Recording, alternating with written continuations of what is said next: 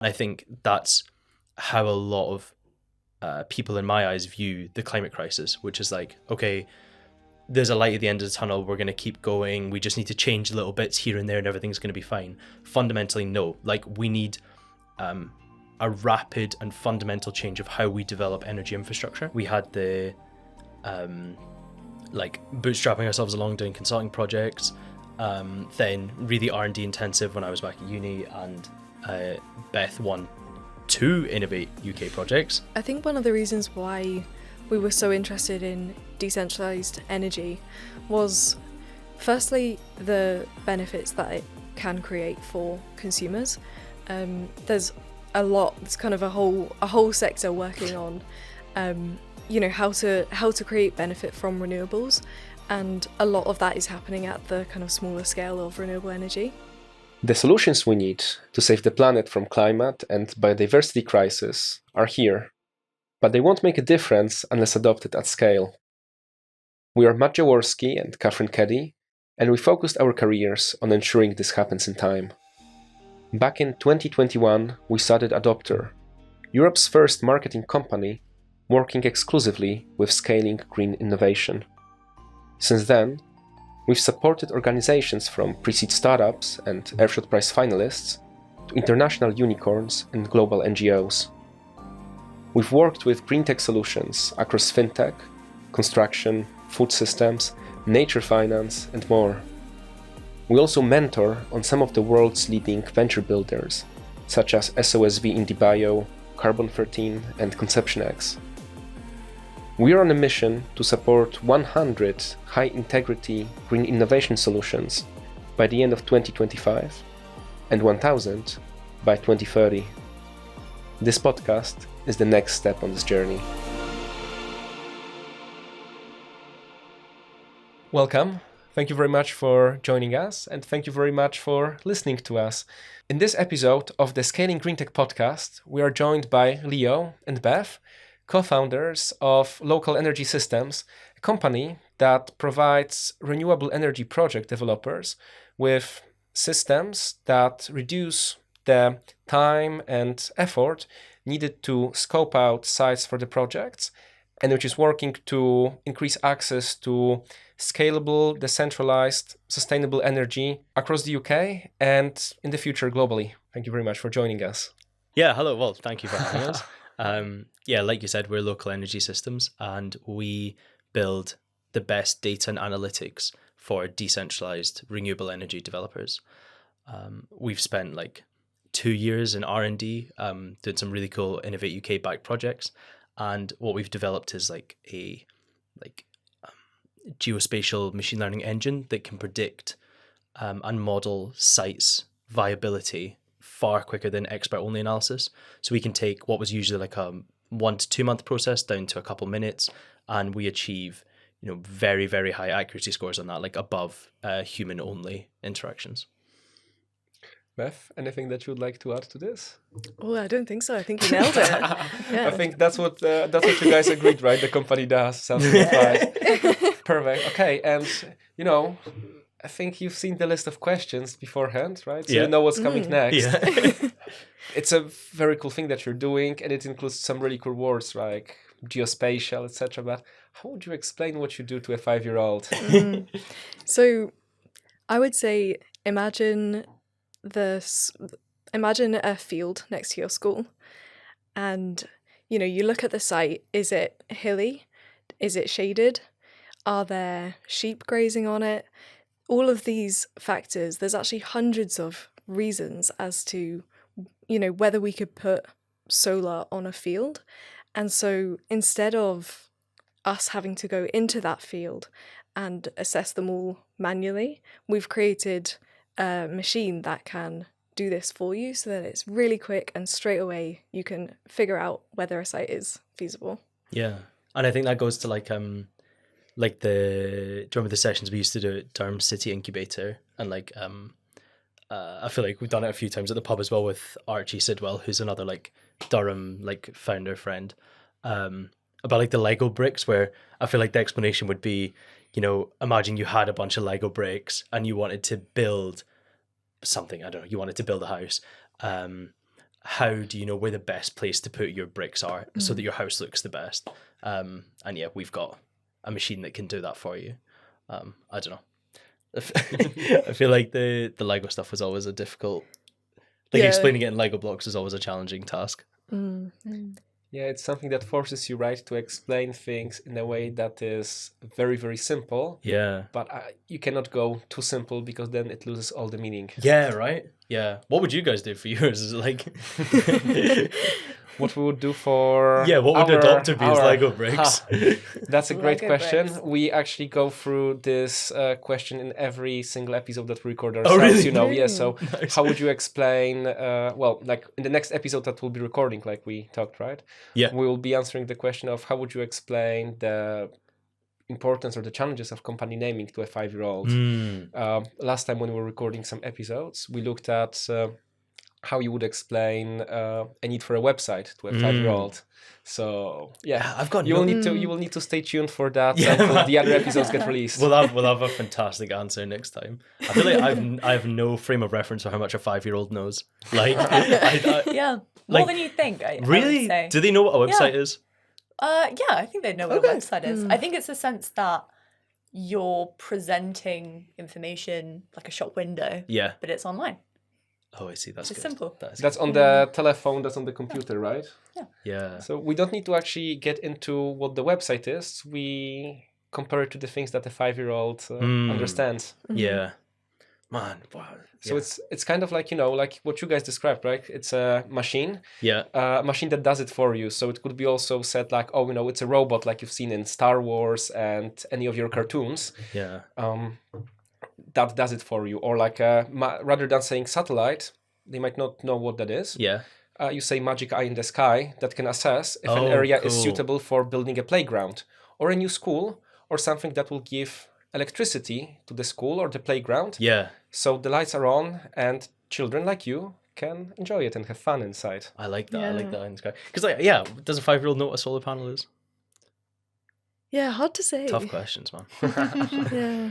Perfect. Next episode. Yeah. 5-year-olds. We'll figure that out. We quiz them on. We could do an episode where we invite a 5-year-old and we go through all those descriptions and see if the 5-year-old will understand it. I would love to watch that. Yeah. Do you guys have a 5-year-old? I don't know I any don't know. 5-year-olds, but I love the idea of having a 5-year-old like as a contractor or something that you just call up and you're like, is this a good enough explanation? Oh yeah, we the screens in the studio. They allow having a remote guest. They allow. Oh, do they? So we could have a segment where there's a guest 5-year-old assessing, and it's kind of like X Factor or anything like this. And it's like, It's a tricky audience. As It's well. a tricky audience. I Yeah. got asked to speak at a primary school recently, and I was like, I just do not think I would nail that. I feel like that would not go well. They're a tough crowd They're to a please. tough crowd. Yeah, and you have to keep the attention. But I'm sure it's the same when you're speaking, to grown-ups about your work. Yeah. Realistically, everyone is busy, especially if you're spending 2 months assessing a site potentially. Yeah. So the solution that you have is basically a huge time saver, right? Yeah, I guess that's the funny thing as well about working on a startup is like that has quite a like core technical element that the stuff that we find really interesting, around particular data sets, how to model really complicated sites, inventing new like machine learning techniques and so on.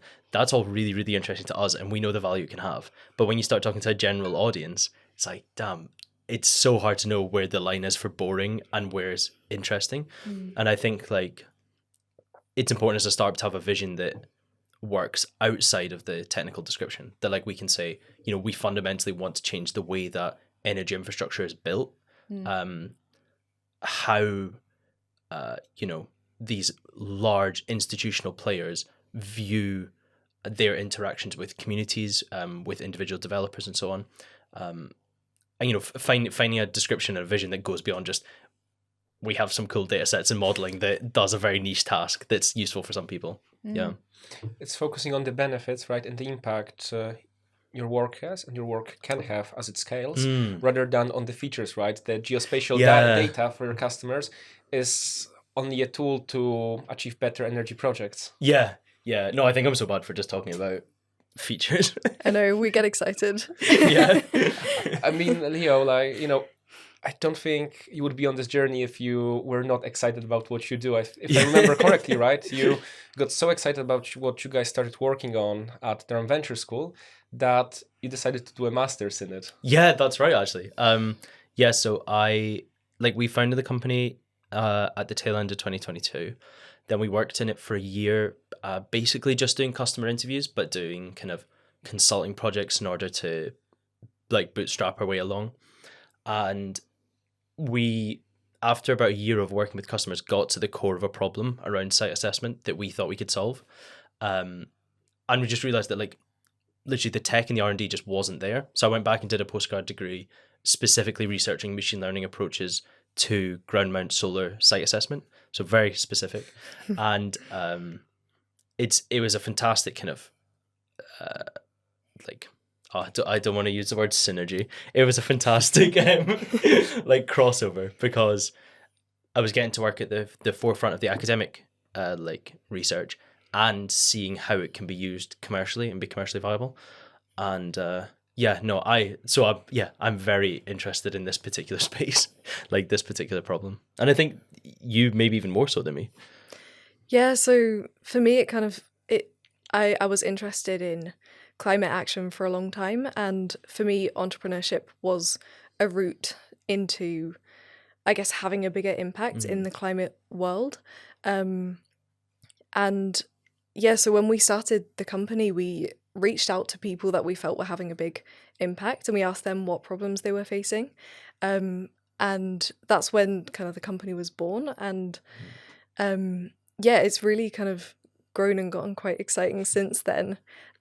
While Leo was at university, we won some Innovate UK funding, and so we brought on 2 extra members of the team and spent that year while Leo was researching, we were doing our own internal research in the team as well. So it was a very kind of research intensive phase for us where we just kind of did a deep dive into site assessments, and we're just kind of coming off the back of that now. Yeah.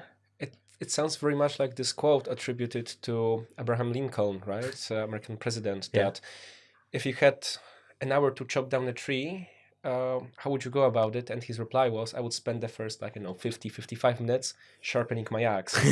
And that sounds like what That's you guys good. were Yeah, doing, right? that. Here, laying a strong foundation for the growth of your business so that you can actually take it further rather than hitting a technical roadblock. Damn, yeah. Before we get further into that, I thought it would be great to maybe hear a bit more about your journey as a whole, how it went, when and where it started, what were the different stages, because it will help put in context, all those things that we talked about so far. Yeah, definitely. Yeah. So both of us applied to the Durham Venture School straight after we graduated from university. And we applied separately, and on one of the first days we're kind of given a task about how can you use technology to help with climate change, which I think for both of us was pretty on the nose of what we wanted to look into anyway. We were then assigned into the same kind of team to work on this project for a day, which was based on these kind of psychometric assessments that they get you to do. So I think Leo's skill set was kind of bringing a lot of like energy, innovation, like creativity, that sort of stuff. And my skill set positioned me more towards like the analytical side of things. And so they kind of combined people who had different skills. And that was kind of the basis of our journey and why we started the business. From there, we started to kind of engage with potential customers, users that we were interested in. And we honestly spent about 6 months just speaking to people, figuring out what problems they faced around site assessment. Like why can't we currently scale decentralized energy in the UK? Like what are the blockers? From there, we won the Innovate UK grants, and Leo went back to university, and the Innovate project finished in January, so this year is kind of our year to launch and actually get stuff on the ground. Have I missed anything? No, that's perfect. I mean, yeah, I think it is those 3 phases, right? It was like we had the like bootstrapping ourselves along doing consulting projects. Then really R&D intensive when I was back at uni, and Beth won 2 Innovate UK projects. Madness. And then Wow. I know, right? Like while I'm just messing about, like studying, crazy. And then we have come out of that. We've been really lucky to get some angel funding to commercialize the work we did, because I know so many companies will get that R&D funding, and then you come to the end of it, you've got some really cool tech, but you just can't do anything with it. So we're lucky to be in a position now to take that forward over the next kind of 12 months. I think that's pretty spot on. And what role did those different accelerator incubator Oh, sure. programs that you attended play in your journey? You mentioned Durham Venture School that Yeah. sort of, started you on this path. I think you were also a part of, like yourselves, right, of Durham City Incubator. Yeah. And then currently you are a part of Geovation. Yeah. I can talk about that if you want. Yeah. So, I think fundamentally, Durham Venture School took us from not really sure we wanted to be in startups, not sure we wanted to build a business, through to being like ready to be startup founders. It's a program that's run straight after you graduate from Durham, or for alumni. It's like a 6-month project. I think it might have changed now, but this is what it was for us. It's a 6-month program.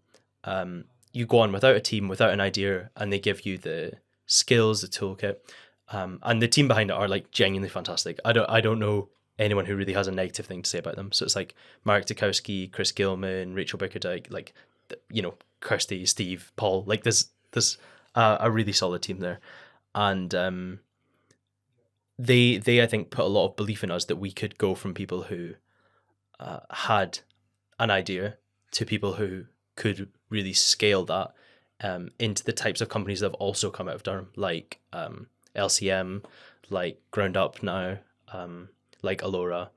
So that was a fantastic program to be part of. Then we went on to the Durham City Incubator, which is run by like more the county council side of it. Fantastic. It's Leon and Pam, who I don't know if they still run it, but they ran it when we were there. They were really great. And that was, I think, a tough time for us because we had done so much customer engagement and we felt that there was a million problems to work on and we really didn't know what to hone in on. So that was a really nice program because it took a wide range of businesses. So lots of different sectors, lots of different life experience, lots of different, business experience. Some people have been going for days, some people have been going for years. Put us all in the room together over, 3 or 6 months? About that. And I think that's when we took all of this grand ambition, vision, and started to channel it into an actual practical business that can make money. And then fast forward after the R&D projects, we recently got into a very competitive accelerator for our niche called Geovation, which is run by Ordnance Survey and the Land Registry. So it's basically the way that those government departments want to support innovation that benefits geospatial aspects of the government. I'm sure there's a more succinct way of putting it, but they found a lot of startups who help in speeding up property sales. So some really cool startups on our cohort that help people evaluate the area that they want to live in really well, like Crystal Roof, and Victoria and Vlad are killing it in that. You've also got geospatial startups that work in safety, like Safest Way, who are building I'm not, it's probably butchering it a little bit, but it's like Google Maps, but safety over speed or whatever. And you've got these range of businesses that are working on geospatial problems. We're all in a big office together near the Barbican. It's been a really cool 4 months we've been working on it. And it's kind of mad to look around the room and see, okay, pretty much every top UK startup that works on a geospatial problem is in this room. And if they're not in this room, they used to be in this room and their name's still up on the wall and now they've spun out and they're a massive team. So that's really taken us, I think, from finishing the R&D and launching the product to thinking, okay, how do we go from this to 1 mil, 4 mil, 10 mil ARR? Yeah, spot on. I agree. I think the accelerators have been amazing because of the networks, both from the point of view of the people who run the accelerators, who, as you said, I think a really essential part of the initial part of our journey was that the Durham Venture Lab made us believe that we could solve these huge problems, and that they almost gave us permission to like believe that we could do it. And then, you know, getting kind of a more realistic view going through the Durham City Incubator, getting, you know, contacts with councils and people who can, you know, introduce us to our customer group, and then going on Geovation, and it's like we've got all these amazing startups that we can speak to who can kind of tell us about their business model and how it could actually apply in our situations. You know, we've learned so much from all of the people that we've interacted with on the accelerators. Like, I think it was like pretty crucial to where we've kind of got to today. Oh, definitely. Yeah. I would love to know more about how you choose to go on these accelerators, because I think it's a huge commitment. Obviously, there are benefits like funding. I know you get a workspace with Geovation, for example. So there's clear benefits for you, but also you're potentially giving a lot of time to be, you know, accelerating and learning, but also spending time in workshops, which I think when you're at an early stage, time is so precious. It's really difficult to decide which are the right accelerator programs. And I think, you know, there are some brilliant ones, like the ones that you mentioned. Like, we've personally been on Durham City Incubator, as you discussed, and we also were on the Scale Up program with Barclays and Cambridge Judge Business School. So those were really helpful for us in our growth. But when it comes to shortlisting and deciding the right moment and the right accelerator, what are the factors that have led you to the decisions that you've made? Yeah, I think a major thing for me has been timing. Yeah. So we've gone through 3 accelerators, and I think we've gotten really different things out of all 3 of them. Geovation is the most recent one that we've been on, and, you know, we're going through kind of, I guess, like classic startup kind of theory around, you know, the business model canvas, the value proposition, and all of this stuff that we have covered in previous accelerators, but the business changes so much, and the opportunities change, and for us, it was incredibly valuable to reflect on where we were at as a company and figure out, you know, are we actually on the right route? Is there a better way to do what we're doing? And so for me, I think the question to ask is around, like, is this the best time for us to be reflecting on our business model, or is this a time where we just need to, you know, launch, figure it out, like that sort of stuff? Yeah. No, I totally agree. And I think in terms of shortlisting, I think there's only one accelerator that we've gone for and didn't get on, or I don't even know if we submitted the application, but I think when we've wanted to go on accelerator, we've done it very deliberately. So for example, with Geovation, we applied 3 times to get on there. And we're not applying to like 20 accelerators and just hopping between them. We saw that, okay, we're working on geospatial tech. There's not that many geospatial startups, and all of the best ones are coming out of this accelerator. Okay, we should probably look at that.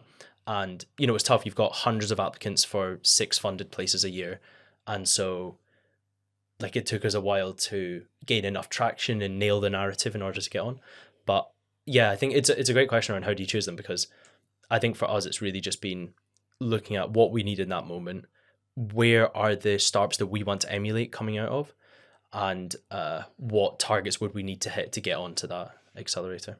I think that's a great summary, particularly looking at the companies that have gone through it and going, is sure. that the sort of direction that we want to go? Because it sounds, particularly with Geovation, they're the top startups, and also you see the ones that have spun out and the impact that they've made. Yeah, it's clearly a good sign for the accelerator. Right? Yeah, and I think we've got like, so we'll have like monthly technical meetings with one of the developers at Ordnance Survey, Jonathan, and I think it's like, you know, you get to talk directly with the people who make the data sets that you need to build your product, and these are data sets that, like, you know, government departments hold a monopolistic position over. So it's not as though there's lots of options for it. You know, there's one choice, and being able to speak with the people who develop it, who can talk to you about the timeline. This is what's going to come out. This is what all of the other startups are using it for. Oh, if you combine these little bits together, it creates, you know, 10x value. Those insights have been really valuable for us. And I think it's the fact that we saw startups coming out who had similar maybe not similar products, but like, you know what I mean, similar kind of similar technical challenges they were solving, was a really good indicator that it was the type of accelerator that would help us. I think there's also something to be said for accelerators that have a specific niche and area Yeah, of expertise. yeah. So, Yeah. you know, between us, we mentor on 3 different programs. So all of those are specific to an area. So Conception X is the UK's biggest PhD spin Yeah. out accelerator in the UK, and then SOSV Indie Bio is obviously biotechnology. Yeah. Carbon 13 is specifically early stage climate tech, and similar to Durham Venture School, is bringing together founders that don't have necessarily a business yet, but are kind of, you know, coming up with Yeah. new ideas to save the planet on this program, and then Yeah. potentially getting investment at the end. So all of these are able to then crowd in mentors, people to run sessions, and obviously businesses that have a specific niche. Yeah. And I think that kind of niche expertise and that ecosystem allows you to grow much faster. Yeah, no, I think that's true. And like especially places like Carbon 13, I don't really know much about their program, but I think there's some partnerships with Geovation and Carbon 13 where they seem to always be in the space, like Carbon 13 people. And it's amazing how small the community is for the type of startups that we are, that like, it genuinely, it feels as though you only go to 3 or 4 events and you've met every startup that works in this space. So accelerators that can take the best of that group, I think can capture something that generalist accelerators maybe can't. That being said, if we'd gone on a Carbon 13 to start with, I don't think we would have kept going as founders, because it would have pushed us towards one particular... Oh no, I don't know why I'm speaking about Carbon 13. I know nothing about them. If we'd gone on a specific accelerator, a sector-specific accelerator first, I think it would have pushed us too hard in one direction, and we probably wouldn't have had that time and space to figure out what we want to do. So yeah, I think for later stage companies, sector-specific is really important, but for us, we found the general nature of DCI and Durham Venture School to be crucial in developing as founders. Agreed. I guess it brings to mind this concept of design thinking and diamond, right? So you firstly broaden your options, Yeah. right, and expand. Then you narrow down and you continue this process. So Yeah. here you expanded your options at Durham Venture School, at DCI. Yeah. And then you realized what you want to focus on and you started narrowing it down. Then you expanded them again with research, academia, other involvement, grants, research. And after that, you're now at Geovation. You are narrowing this focus again on this specific problem, specific way to tackle it. It's a great point, actually. I've not realised that, but that's exactly what's been happening. Damn, he's good. Takes one to know one. Yeah. You know, guys, you mentioned a lot about all your different experiences. You mentioned a lot about the different programs you attended and different areas of your work that you explored. Something that we would be very keen to hear more about are the lessons that you learned and also the challenges that you overcame on this journey. I think one of the biggest lessons that I've learned is to go for the long shot opportunities. I think, honestly, a lot of the time the biggest barrier is just thinking that you can't get on for whatever reason, or you can't take that opportunity. And I think we've had a number of experiences where, you know, we just went for the opportunities because, you know, we were excited by them, not thinking that they would ever happen. And I think those are the things that have really accelerated our business growth.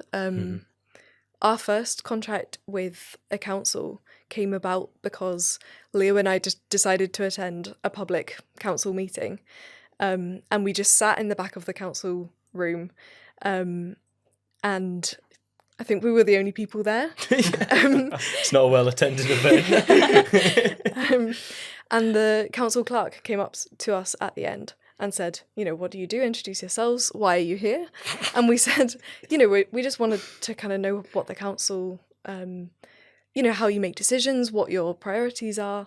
We work in renewable energy. And she said, oh, fantastic. I've been looking for people who can help us with our renewables. And that was the start of a series of meetings that led to one of our biggest contracts. So I think things like that, you know, you never think that it's going to be a huge opportunity as you're kind of going into it. But I think the lesson for me is like, take those chances, especially when you're early on. Just do stuff like that, meet people where they're at, and really understand like your customers and what spaces they operate in. Yeah. No, that's a really good point. I think also like around taking the long shot, like the kind of that moonshot approach to things.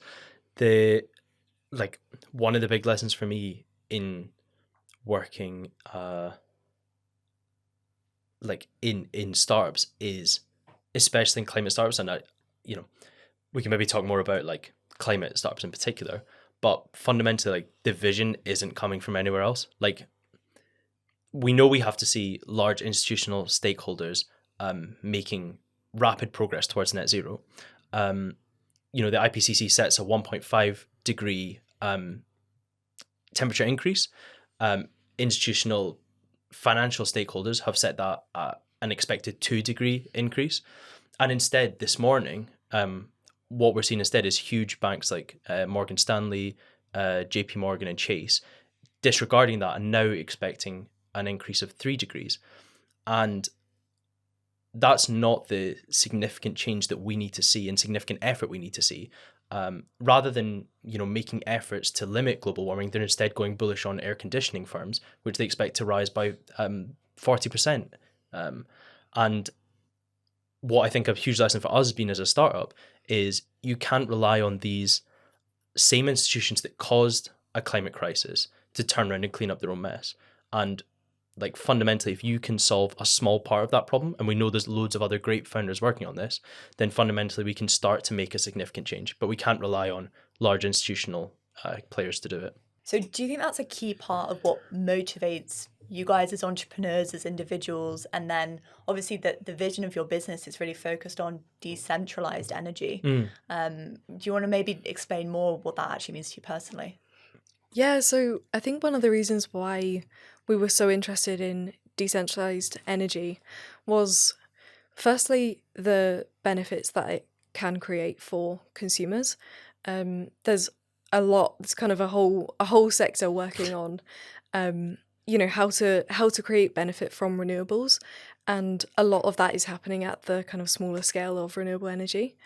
And another reason is that a large kind of blocker in the renewable industry is grid capacity, and that will change over time. There's really positive steps that are being taken, but in the short term, when we're kind of thinking about climate tipping points and how fast we need to integrate clean energy so that we're less reliant on fossil fuels, decentralized energy can connect to the grid typically much faster. So you tend to look at more like 1 to 2 year connection times, and that is a way that we can really expedite how fast we integrate clean energy with decentralized energy. So I think for those two reasons we kind of got into the decentralized energy space. Like I think for me a huge driving point in that is it's potentially the most effective instrument we have to massively reduce fuel poverty and to achieve net zero at the same time. And if we can do both of those things, I can't think of something else that's better, like devoting a lot of time and effort to nailing. Agreed. So we talked about the lessons that you guys learned on your journey, which there were plenty and there were important lessons. Yeah. What about the challenges and Sure. ways you overcame them? Yeah. Good question. Start ranting. I think that the type of capital that backs startups often mistakenly conflates things that can have public good and things that are not high scale startups. And when you look at the type of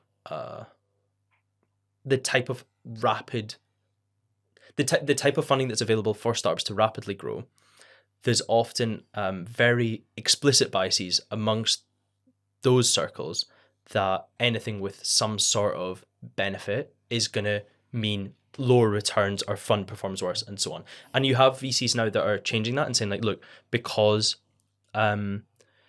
overlooked founders, market segments and so on return better historically, we're going to just double down and go all in on that.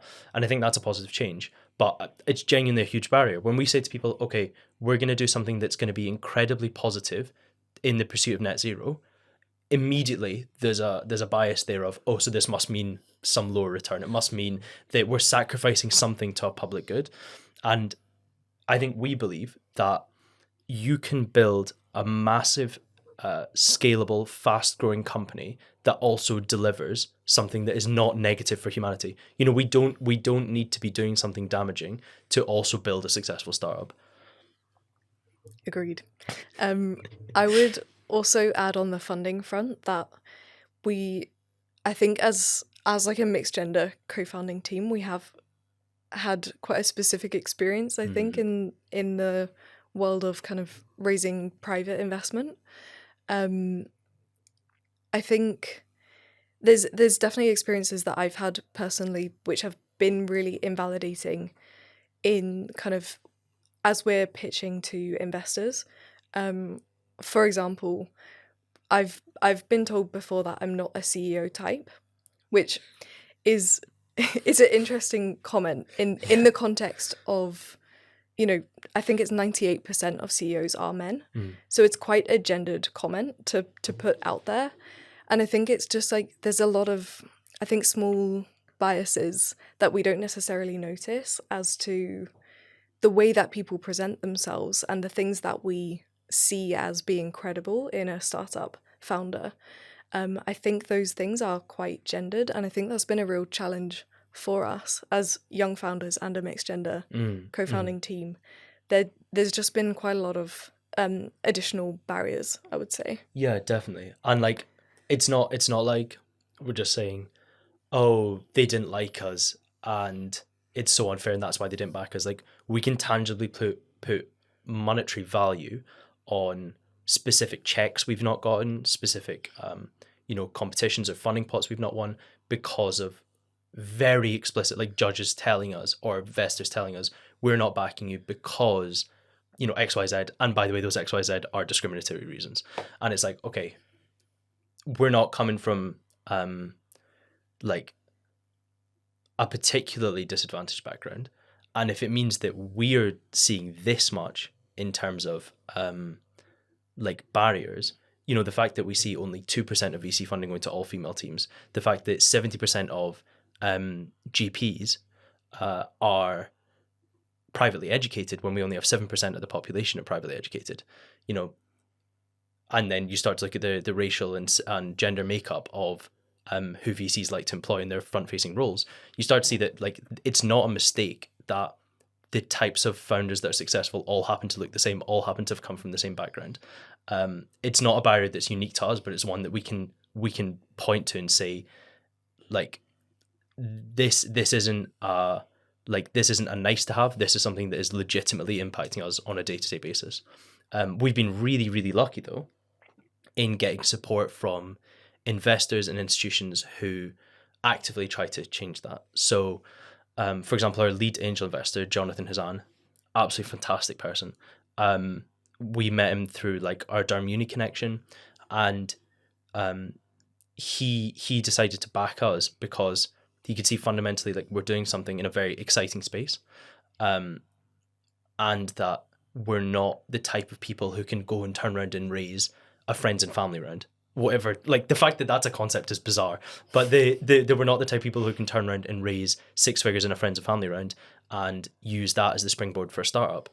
And we're incredibly lucky to have Jonathan's backing, but there's so easily a world where the exact same startup didn't succeed just because we don't have access to that type of immediate capital, or founders that are very similar to us just don't happen to meet the right angel who like backs them in that time.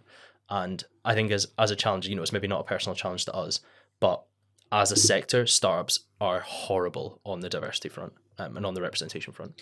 It sounds like it's a bit of a vicious cycle, right? So Yeah. investors don't want to invest in such companies because of preconceptions or any Yeah. biases. So there are very few of such companies that succeed. So Yeah. investors say, okay, we very rarely see such companies succeed, So so we're we not don't gonna- want to invest in Yeah. them. And so it continues and perpetuates. Yeah, Yeah. and like people like I read a report on the way here by BCG, who are not even like bleeding heart liberals. They're like outline specifically how much like you can quantify how much of a better investment, for example, female only teams are than not female only teams, and it's the choice of venture capital as a structure to continue to invest in particular groups despite the fact it delivers undersized returns. It's not like you're saying, okay, you should be diverse because, for some altruistic reason and so on. Even if you don't care about the people, it makes financial sense to back overlooked founders. And the fact that they don't do that shows that they're willing to put biases above better returns. Yeah, you're saying it's not a matter of ideology. It's something, that's a topic for maybe another conversation, right? And personal beliefs. You're looking at it through a lens of practicalities and business returns. And here you're seeing those biases interrupt. Yeah. I mean, it's crazy for all of the talk around, wanting to find the best founders and wanting to back the best companies and so on, that VCs are by and large willing to overlook the data on the fact that there are particular groups that you can back that deliver outsized returns. It's right there. It's available. Deliberately choosing not to do it is a bizarre act because it delivers worse returns for your fund, and it means that we end up with this vicious cycle that you spoke about. So many wasted opportunities as well. Think of all those brilliant founders Yeah. and brilliant ideas that are just getting left behind. And I think there's also a vicious cycle, like you mentioned, of the founders that are then potentially more able to grow their businesses and then become angel investors, Yeah. or get involved in venture capital, then become part of the same group. And I mean, Yeah. in the UK, for example, on looking at venture capital funds across the UK, only 15% of investment committees are made up of women. Wow. But women are 2 times more likely to back mixed gender teams or other female founders. So Yeah. I think there's also this kind of vicious cycle, and there's the Invest in Women's Task Force, for example, in the Yeah, UK that's yeah. trying to change that. But at the same time, like 2024 saw a downtick when it comes to investment in Seriously? female founding teams. Yeah, so it went from Jesus. 2.5% in 2023 to 2% in 2024. So we're not even moving necessarily in the right direction. I think, we're very lucky because we work with many incredible female founders and female CEOs. Oh, yeah. So sometimes, even in our kind of comfy female founder, land, it's easy because we kind of lose track, I think, of the issue. But then hearing your experiences is, it's disheartening. Yeah, and it's always quite, I guess, affronting when we enter pitching rooms and it's like a room of 20 men, which, that is, we kind of expect that. But I mean, there have been times where we prepare for these pitches, we spend a lot of time working on them. And at the end of our pitches, I've had investors come up to me to give me feedback at the end, who have explicitly said that I should have left the pitching to Leo and that I shouldn't have been there, which I think just, especially when it is a room full of men, it makes you feel like these aren't spaces that you belong in.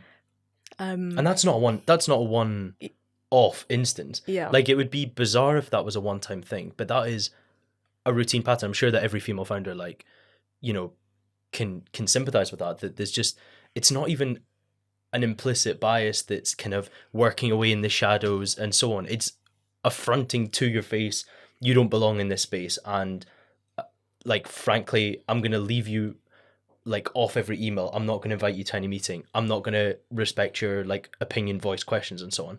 Just a bizarre structure. Yeah. So, with those horrible experiences, right, not being something that only you experience, being something that's unfortunately universal across the industry and happens to other female founders, What advice would you give to someone who is in your position or in those positions that you went through, or someone who's maybe a female founder or a co-founder just starting on a journey? So, someone who's just at the Durham Venture School or maybe Durham City Incubator and who will be entering this kind of a world. I would say do your research on who you're pitching to, and protect your company from that, because whatever the investors, if they do have biases, that will impact your company if they do come on as an investor. So I think my main bit of advice would just be research who you're pitching to and make sure that you align before you even step into the room. I think that would help. I think, that's the end. Sorry, I'm done. Yeah, and I think like on the other perspective, like as a non-female founder or as an institutional investor, like just stop talking about it and actually, like, if you have, on your website that you're wanting to have a very forward-thinking approach to startup investing, if you're saying that you recognize there's a problem in funding, if you as a founder yourself are in the position of hiring and you repeatedly hire all men, or an investor and you repeatedly invest in all men, you need to take a look at that and recognize that you are the problem in that scenario. And this isn't a case of, oh, the sector just hasn't caught up yet. You're the gatekeeper to that sector. If you're hiring as a high growth startup, you're the person who's shaping what startups look like. If you're an investor in startups, you're the person who's shaping what startups get investment. And if you're not going to change anything about that, then you are the problem fundamentally, and you can't pass that down the road. I agree, and I think there's a lot of value in non-female founders taking those steps, because there are times when people prefer to speak to Leo, and you often take those opportunities to point things out to them. And I think things like that go a long way. And you often are the one in, bringing me back into the conversation. And I think there's opportunities that I look back on that I've only had, unfortunately, because you've pointed something out or you've introduced me to somebody where I wouldn't have otherwise had the opportunity. And I think having allies who are looking out for you is really, really important. And it's on like non-female founders and people in the industry to do that type of work. We talked now quite a lot about your experience as a female founder, and we touched a lot on its overlaps with raising funding and the world of investment. Would you like to tell us more about your investment journey more broadly? How did you find the process of raising investment from, for example, angel investors? Something that we keep hearing in different conversations with companies coming out of accelerators and incubators is that they want to reach angel investors, but they're struggling to find them, to connect with them. Yeah. So also any advice on that from you would be, I think, very welcome by the broader community and ecosystem. Mm-hmm. Sure. Do you want to talk through the journey? I'll take the last bit. Okay, sure. Our journey's been, I think it goes back to those 3 parts we spoke about earlier. Like, first part was like basically just bootstrapping with consulting contracts. The second part is winning grant funding, which I can't really speak to because I've never managed to win any, but Beth is very good at that. And the third part was like angel funding. So our journey has been there's been no moment of like explosive growth capital and so on. We've been very much like getting targeted capital to build specific stuff in order to grow and scale as a company. I would say the best thing for us, well, the 2 best things, but the first best thing was like equity free funding. It's bizarrely looked down on by the startup community, and I go to a lot of events or in a lot of like rooms with other founders, and there's this kind of perception that like if you're a startup, equity free funding isn't for you or grant funding isn't for you. I don't know how this narrative has managed to be created. It's literally the same amount of money as you get from a VC or an angel, and you get to keep all your company. Like we would raise 6 figures plus before we gave away 1% of the company. And I know a lot of founders who, especially in those early stages, give away 20-30% on really low valuations just to get that initial capital to get going. And I appreciate like if that's the option you have to take, it's the option you have to take. But like, I think I would strongly emphasize how much better equity refunding is than dealing with like the traditional startup funding model.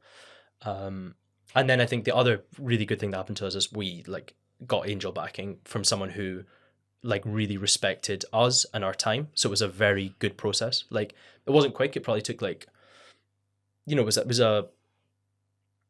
a relationship there before he decided to back us. But like working with someone who respects your time, your ability to execute and so on, I think like is something we really need to remember when we go into future discussions, what it looks like when someone is approaching investment in the right way and when they're not approaching it in the right way.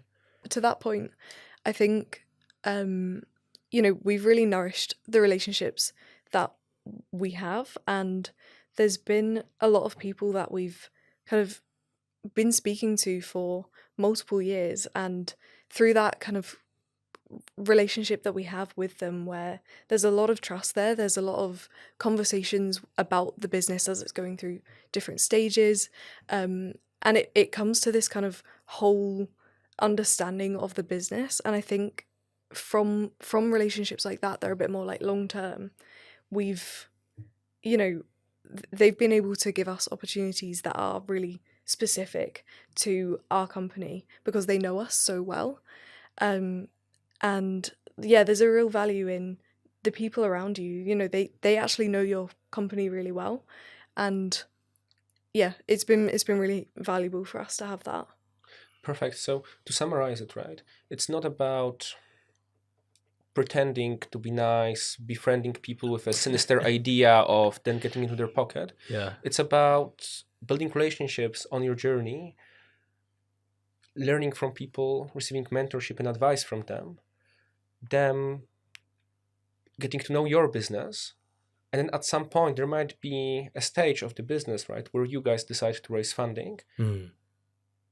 And their interests, their funding interests are aligned with what you are doing. And they, knowing your business, decide that you might be a potential company worth investing in. Yeah. But this might come about, this might not come about. Regardless of it, you would be still having a meaningful long-term relationship together with advice and exchange of valuable perspectives and views. No, I think that's a great point. And fundamentally, like, I had like, say this week, I think I'd spoken to maybe 2 or 3 different angel investors, and like fundamentally those conversations are not because we think we're going to get angel investment from them. It's because they have experience in particular areas, or they might have connections to funds. Maybe they're an LP of a fund that they might have a connection to.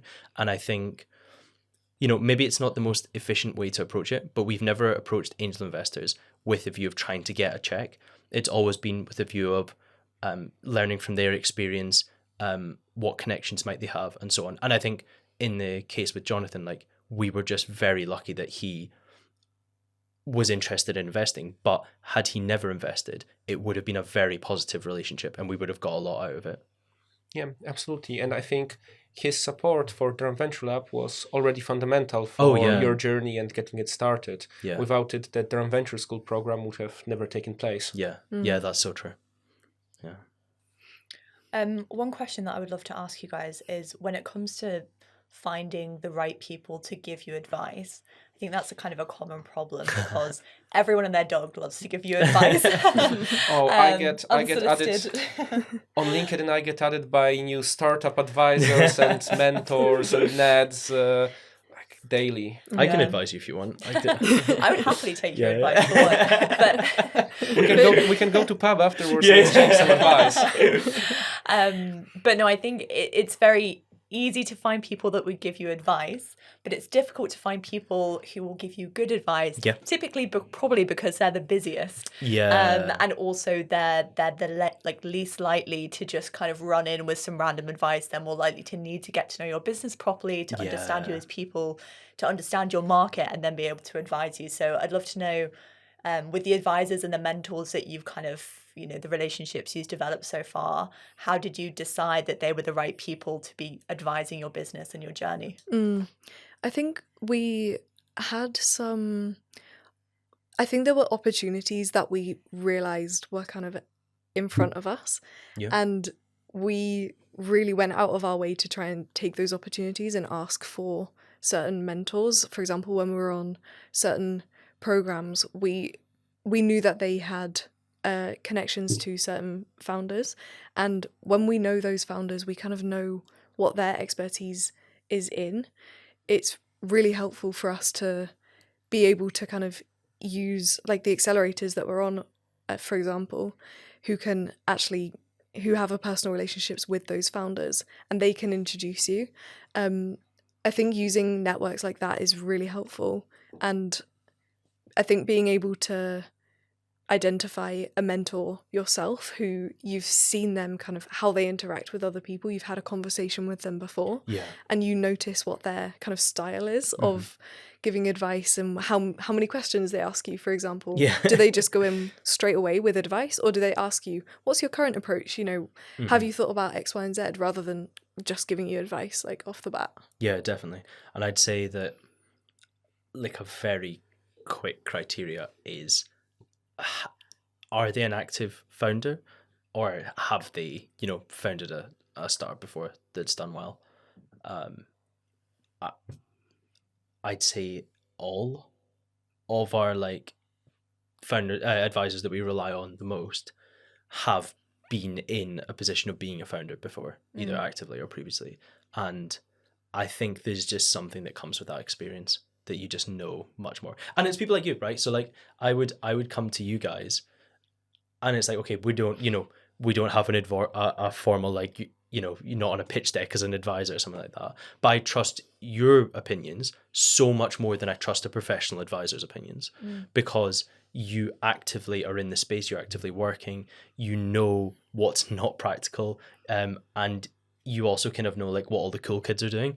So I think like I probably rely on people that I would refer to as a friend before an advisor more than I would rely on like a formal, hey, here's X% of the company for advisorship and so on. Yeah, like we've never done a deal like that. I think because it just, that transactional element just, I don't know, it just creates a dynamic that might not be that productive. Yeah, I think we're very lucky that we've become quite familiar with the feeling of knowing what it's like when an advisor or an investor has your best interests at heart as a company. And that has been such a helpful signal for when deals aren't right for us. And I think it took us a while to kind of realize that. But I think you just know when an advisor is actually rooting for you and giving you good advice. It's instinctive. Yeah, it's so true. Yeah, it's a good question though. Maybe we should think about more like what criteria someone would have to pass. I think instinctively we do have, you do kind of get that vibe, Like I think it's like what you were saying, Matt, how the random folk will add you on LinkedIn and say, hey, do you want to join like my startup mentorship program? Like, I have no idea who you are. Like, why would I trust you? And then it's like advisor to top startups, currently advising like 1,000 startups. And you're like, hold on, shouldn't this person be too in demand to have time to cold message people on LinkedIn? Something's off. And also, how can you be advising 1,000 startups at the same time and be able to do it meaningfully? Yeah. Something's wrong. I think that's why often the best advisors are not advisors. Like they're founders or friends or both who like aren't advising 1,000 startups. So I was speaking to one of our clients the other day, one of the founders, and they said they have like kind of 3 rules for choosing the right advisor or mentor. Okay. So the first is, do they ask questions first rather than just giving advice?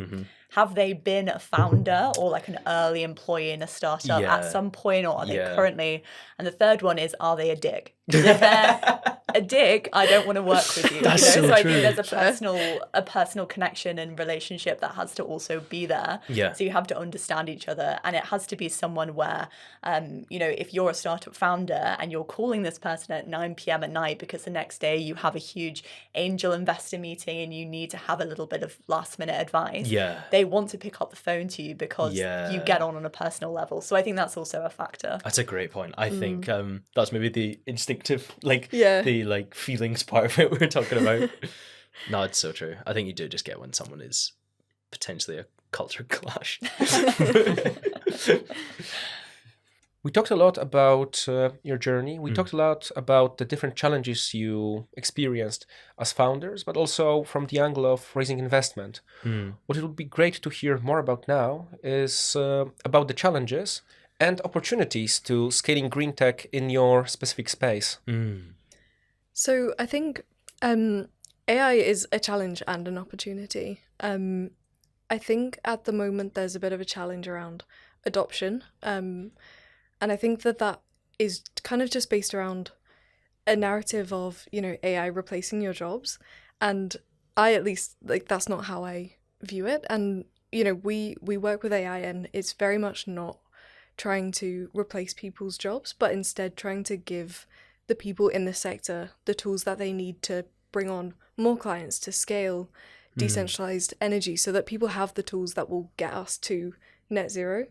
And I think that, that's a massive opportunity, right? Is if we can automate some of the kind of tedious, repetitive parts of your job, and that frees you up to, manage more projects, that is a really good way to get to net zero, because we know, I think the government's target is 20,000 local energy projects in their most recent regulation, in their most recent policy.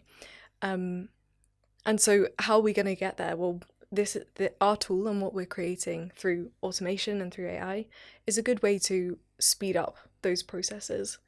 So I think it's a big opportunity. Yeah, definitely. And if I jump in on that, on the kind of underlying tech part of it, I think there's also a narrative around AI that it's very energy intensive, and that is true at times.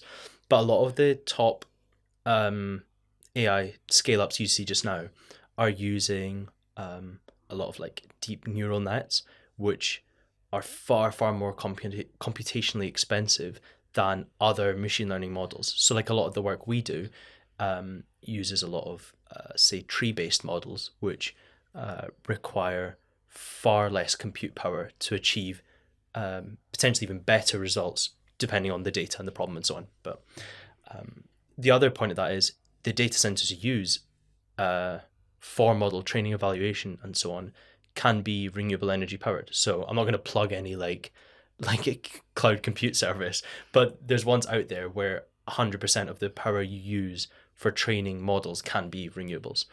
And I think yes, a lot of big AI projects can be really bad for the environment, but it's not they're not mutually exclusive. We can use advanced machine learning to help towards net zero goals without it being self-defeating. And I think it takes back, there's a quote I really like on kind of change, where it's the light at the end of the tunnel is coming, it's like an oncoming train. And I think that's how a lot of people in my eyes view the climate crisis, which is okay, there's a light at the end of the tunnel, we're going to keep going, we just need to change little bits here and there and everything's going to be fine. Fundamentally, no. We need a rapid and fundamental change of how we develop energy infrastructure, and we need to use the best tools available to us to do that. And if we don't, that light at the end of the tunnel of, okay, just tweak and we'll make some policy reform and so on, it'll be fine, is going to be an oncoming train. And instead, we need to change how we view our approach to net zero and what tools we use to achieve it. And it sounds like from your perspective, right, AI, if used in a good way, in a sustainable way, and in a responsible way, can catalyze and enable this kind of disruptive change that is needed. Going back to what Beth was saying earlier, right, there are the concerns about AI taking away jobs, and those concerns are and can be very relevant in many industries. However, it sounds like in your space, there are probably not enough people with those specialisms anyway, there is not enough just skilled capacity to deliver, to enable this transition at the scale that is needed. And that's something that AI can enable. Yeah, exactly. I think that there's definitely a role that AI can play in kind of duplicating a human, so that it's enabling what a human does, but enabling it on a larger scale, essentially. Yeah. So this way, like thousands of projects could happen, be assessed, be enabled, right, within a year rather than tens or hundreds. Exactly. Yeah, I think on the like challenges around scaling green tech, for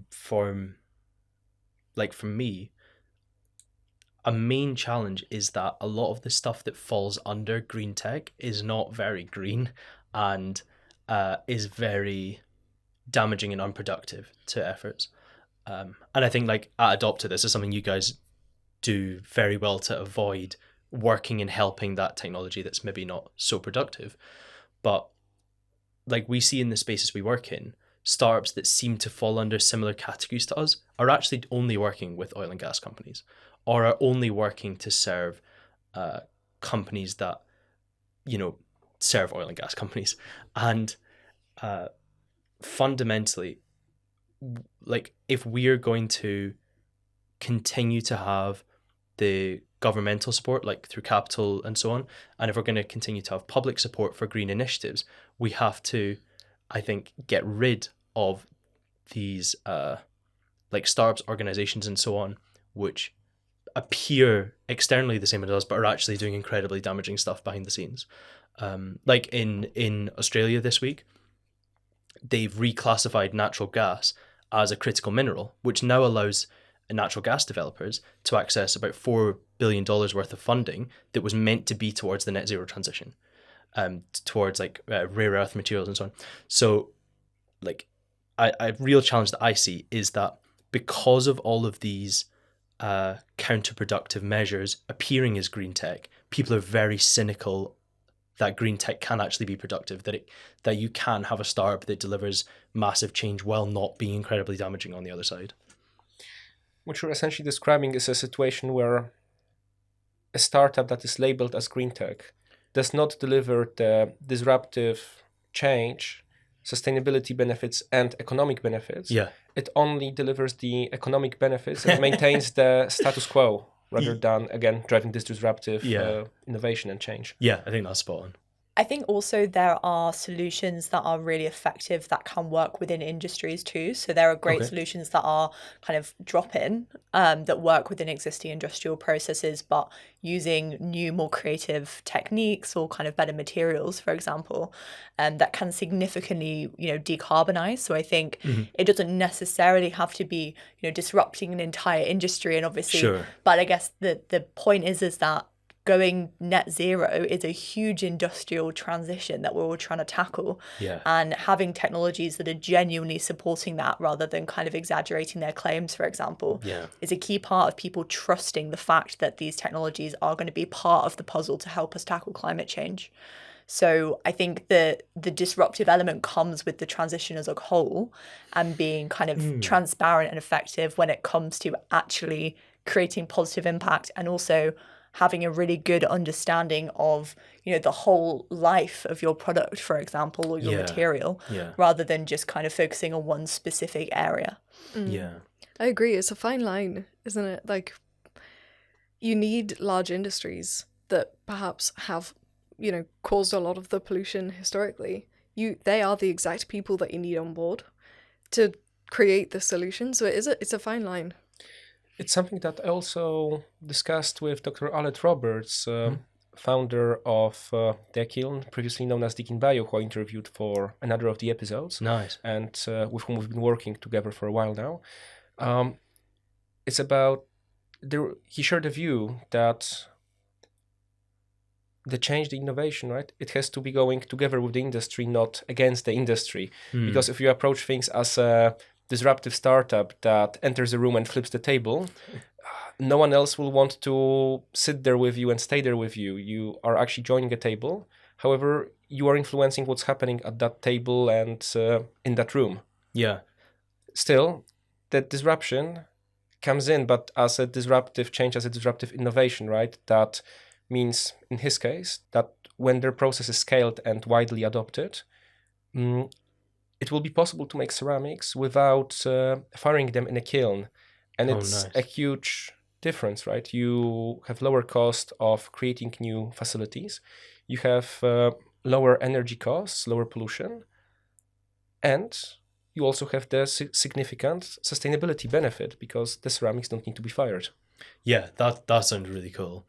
I think, like, I don't know if this is a point of disagreement, but like one point where I feel I might disagree is around having to be at the table. Like we've had opportunities, especially recently, to work with large industrial players who like fundamentally don't have the right interests at heart. And I think there's an argument to be made of, okay, we should take those opportunities, work with, and try and change things slowly. But when you look at the types of organizations I'm talking about, they've spent the better part of the last half century burying scientific evidence for like anthropological climate change, and they are continually abandoning their own net zero promises. Like not even the ones that we want them to make, just their own ones. And I think there's a point where you have to look at particular players, even if they have a lot of money and a lot of power, look at their track record and see that every startup that they've started to absorb has all of a sudden stopped working on its impact-driven mission. Every institutional, or rather industrial partnership they've formed has only benefited the status quo and their own like financial incentives under the guise of net zero in order to claim massive like government subsidies. And I think there is a point as startups where you have to decide whether or not you're going to be absorbed and shaped by the current structure, which has deliberately created a climate catastrophe, not accidentally. Like you have to evaluate whether or not you're spending, a decade of your life working towards supporting these companies to continue to exploit, or whether you're going to be willing to, not take a seat at the table, instead build your own table, to use a very bad analogy, and start to build a new system, a new structure, one that works for communities, for people, and for the planet. I think saying no to things, particularly when you've just started and you're like in that early stage of business, is extremely difficult. Oh And God, I mean, yeah. we had the same experience probably to a different extent, which was, when we started, we had other people that wanted to work with us that were not green technology. Yeah. And we obviously had to say no because the value of our business and ourselves as experts in this space is having a very niche focus on this specific area. Yeah, definitely. And, when we were doing that at the start, people said you're crazy because you're saying no to work, which obviously feels totally counterintuitive. And I think especially if you're not, or if you're going for a bootstrap model or a grant funded model, I think it's really tricky to say no to those things. So when you are, making the decision to say, no, I'm not going to sit at this table because I think they don't have the best interests of, definitely. I guess, our mission, our vision at heart. How have you kind of reconciled that yourselves? Like, how do you make those decisions? I feel like Beth and I are, and the team, to be honest, are incredibly aligned on what type of change we want to see. And so when opportunities like that come up, it usually doesn't even involve a discussion. Like we're usually very, very well, like aligned on that. I think there are some areas which are like it is grey, where you think, we could have huge positive impact here. However, if this was taken and used in the wrong way, could be incredibly damaging. And I don't know. I guess we've yet to be presented with a serious opportunity that has come in that grey zone. It's either been absolutely no or absolutely yes. Yeah, I agree. I feel like there's always been a very clear directive as to why we set up the company, and that is at the core of our decision making. Yeah. And so, as you said, it ends up not being a decision. Like, that actually guides us rather than Leo and myself having to sit down and weigh up the pros and cons. Sometimes it is just a really clear-cut decision because it doesn't align with our beliefs. Yeah. Absolutely. And it's such a fascinating topic, isn't it? Because Yeah. after all, right, you are a business, you need to Yeah. make money. Yeah. Someone might say that by saying no to opportunities like this, you're saying no to money, to revenue, to profit, Yeah. and you are maybe prioritizing some form of ideology over it. Yeah. And that's not something that investors would typically want to hear, right? At the same time, it can be also seen as a strategic decision that's prioritizing what you think is the real market opportunity, right? So rather than Yeah. chasing short-term returns, short-term benefits, a contract with a big incumbent company that will derail your trajectory, Yeah. you think that the real market opportunity is elsewhere, and you need to say no to some of things to get to the stage where you can really reach the revenue, reach the profit of that opportunity alongside making this positive impact. Yeah. And I think it goes back to what we discussed before about finding the right investors, having the right people on the journey. Yeah. It's about working with investors who will also trust in the strategy that you have, Yeah. that there is this opportunity, that you are going for it, and they will understand that, you need to say no to short-term higher returns Yeah. for investors, for shareholders, right? Because it will enable much bigger returns later down the line, because you will retain your focus. And for example, you won't end up in a situation that affects some companies, right? Where you are a smaller company working with a big player, you become dependent on them. Yeah. And that also affects your business, or could be also used in a negative way against you to squeeze your business, maybe absorb it or acquire it at a lower valuation than is needed, Yeah. or than at lower valuation than would be fair and appropriate. Yeah. It's a really good point.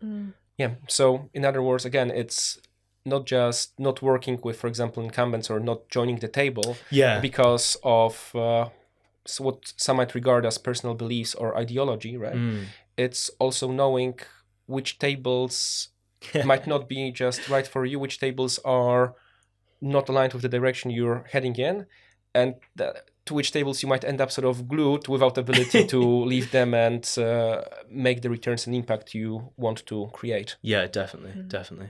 I would love to know then, what does that table look like for you? So say in 10 years' time, you've built your own table with the kind of partners that you need to be able to scale your business and your solutions and generally, your market in a way that's effective and sustainable and aligned with the vision that you have for the business. What does that table look like? I love this question. Yeah, that's a great question. I think it would be a real combination of people coming from a lot of different groups. To have, I think it would be great to have government representation on a table. And we're kind of seeing that with the current government's approach to energy. And they're kind of stepping forward as a stakeholder, really, in the energy transition, which is great to see. I think it would involve, renewable energy developers from the large scale, so like offshore, as well as like the community energy developers who are on the ground actually creating impact, and have representatives from, local households. How are they reacting to the changes in the energy market? Who else do you think? That was the ones I was going to say. Us. Yeah, I'd like to be there, hopefully. Yeah. Probably researchers, Yeah. to keep pushing the pace of innovation. I think a lot of the solutions that we have in the energy market today are imperfect solutions, and they're there for a reason. Things like solar panels, we know that there are problems in supply chains with solar panels. Yeah. And currently, solar panels are still being used because there's an overall vision that it will help us get to net zero. But it doesn't, there is still a very real problem in the supply chains for solar panels. And so in 10 years' time, I would love for those problems to be kind of being addressed at the forefront of conversation, where we kind of get to the point where we think, how can we improve on what we've got? Yeah, definitely. So we've heard a lot about your journey today. Yeah. Wow, it's mind-blowing, and it's thank you. also really inspiring. Now, when you think about the place you were when it all began, you were joining Durham Venture School, you were fresh graduates, you were thinking, okay, maybe we can explore this startup space. When you think about those people, what advice would you give them? What advice you would give to, for example, recent graduates and students who are considering joining the next cohort of Durham Venture School, Durham City Incubator, or any other similar program? I'm not sure my advice would be very useful. So when we joined the Durham Venture School, we really took an interesting path. So like we turned down top grad schemes. We paid ourselves like the equivalent of 12 grand a year, and worked very hard for very little upside. And I think like it was because we genuinely cared about the problem we're solving. If I was like, in that position again, I might think about ways that I could get to the core of what I really care about quicker, potentially. So, if you're going on the Durham Venture School program this year, if you get on, perhaps having a good think about what are the sectors that you genuinely think you could spend the next 2-3 years of your life turning down better paid jobs to really go all in on a particular problem. Because that's the only thing that really sustained us through to the point where we started to see success. I would say to young entrepreneurs, like, just go for it, try it, even if it's, a 3-month course, just do it and gain the skills, feel what it's like to be a startup founder, because it does kind of change your brain chemistry. Like you think about things in a very like holistic way, I guess. And especially if you're a climate, if you're innovating in the climate space, then I would really, really advocate young people to get involved and start your own businesses, or think about how you can be an innovator at work, because young people's voices are often missing from the discourse around climate change. And we do see a lot of young people in like activism, and we hear a lot of young people having, anxiety around the climate crisis, and those voices have a lot of power. Like, you have a lot of power when you're really enthusiastic about something and you really care. So like take that and be the people in the room. I would really, really encourage anyone to go for that. Yeah, absolutely. I think what you are saying echoes one of those ideas that I heard. I think it was a video from Y Combinator, World Stop startup program, that if you are in your 20s, you just graduated, right? And you are thinking of getting involved with startups, starting a startup, joining a program like Durham Venture School or Durham City Incubator, go for it, like you said, Beth. And sort of, what's the worst thing that can happen if the idea that you work on flops? You will go and get a job, right? What do people do? What do people do when they get fired? A program like Durham Venture School, it takes 3 months. I think there is then the second 3 months part. So taking 3 months to learn skills that will be then useful in so many other ways of your life. And at the end of which you might come out with like you guys, right? A viable business idea and a very exciting new career trajectory. That seems like something that's priceless, and something that can be more and more difficult to get involved in. The older you become, when you have a mortgage, kids, car loan, and all those other commitments that reduce appetite for risk. And make it impossible to be paying yourself only minimum wage or even below that, right? For a prolonged period of time. Yeah, definitely. Perfect. Thank you very much. And tell us now, what is it that you have coming up next? What are your plans for the coming year? And do you have any specific ask that you would like to share with our listeners, community, and broader ecosystem? As well as any announcements that you'd like to make, something exciting that you haven't spoken about today yet, but would be worth sharing. Yeah, so we've spent the last 2 years in R&D, and we're ready to launch some really interesting tech onto the market.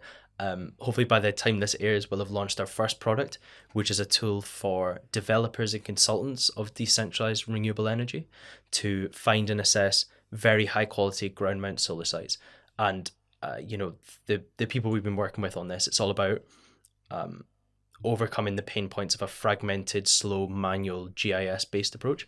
So if you're in that space, a DNO, consultancy, a developer, and you want to get your hands on what is the most advanced tech for your sector just now, we'd love to hear from you. Perfect. Thank you very much. And thank you very much for joining us today and sharing all of your insights. For everyone listening to us, thank you very much for making to the end of this episode, and we hope you enjoyed it. Stay tuned for more. We'll be interviewing more green tech founders and investors. We'll also share with you details of Leo and Beth and their company in the episode notes. So stay tuned, and thank you very much.